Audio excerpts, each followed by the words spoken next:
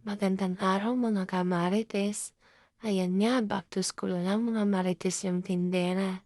Sobrang daming linisin at ligpitin kanina.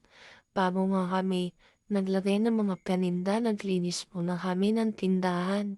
Dahil nga nagtagal ang walang pasok, walang naglilinis dito sa tindahan namin.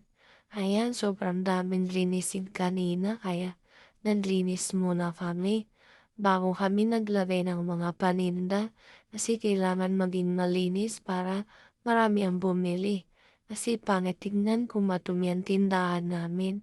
Kaya ayan, naglinis muna kami bago kami naglagay at nagsabit ng mga paninda namin.